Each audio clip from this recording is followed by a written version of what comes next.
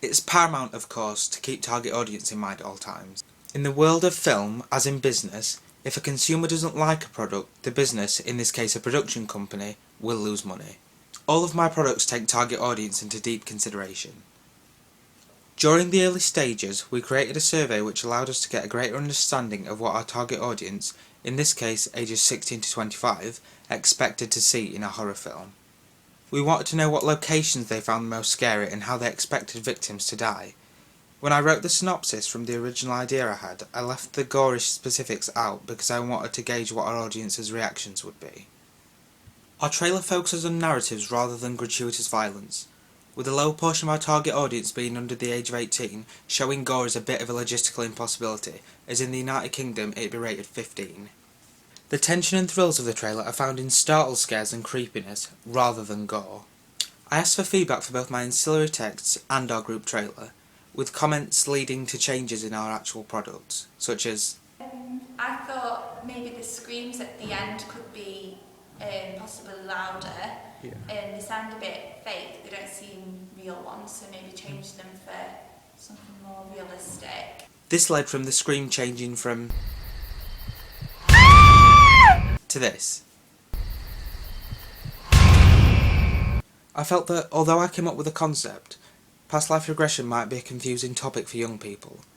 I was unsure whether they even knew what it was. This fear quickly subsided when we interviewed audience members after a viewing of the trailer. Well, it's something paranormal. Yeah. And there was that book one that said past lives. I guess that's why it's called regression then. If Yeah. Past lives. So that's correct. Yeah. Okay. Social media was vital in helping us find out the opinions of our young target audience. Sites like Facebook, Twitter and Tumblr all benefited us greatly. The use of social media brings me to my use of media technologies, in pre-production, production and post-production. In the planning stages, we used a website called SurveyMonkey to collect data. Blogger and YouTube have proved invaluable when documenting our process and getting our work seen worldwide. SlideShare was helpful when it came to sharing location recce's and shooting schedules. The script was also put on SlideShare, which prevented us from having to print everything. An HD video camera was used to record our video, allowing us to shoot in widescreen as is conventional for film. Using an external microphone may have added to a more professional product, but I'm happy with the end result. Using Final Cut Pro was a first for me.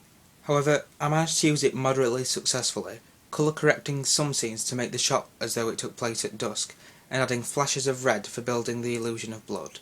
My group and I used GarageBand to edit the sound independently from the video, using royalty-free sound effects. This is one of my favourite ones that I included. That old house, the one that the spinster lives in. What? Does she live with 10 cats now? Spooky. For my ancillary texts, Photoshop seemed like a natural choice. To make my images more effective, I cropped out backgrounds using the polygon lasso tool and adjusted the exposure, contrast and brightness of my images. I used outer glows and drop shadows to make the killer appear as though he was behind the protagonist. I didn't do this on the title because I appreciated the sharpness of the font. I did, however, use the stroke tool on both my poster and magazine to highlight the text. I changed the opacity of the brush tool and coloured in under the protagonist's eyes to make it look more deranged and tired. Our teamwork was incredibly successful in the sense that we were left with a good amount of time in post-production. This allowed the members of my team who were less experienced at editing, like myself, to get a better grasp of it. Communication was invaluable, both with our audience and with each other. I'm pleased with all our finished products, and I now have a greater proficiency at using the technologies to create good products.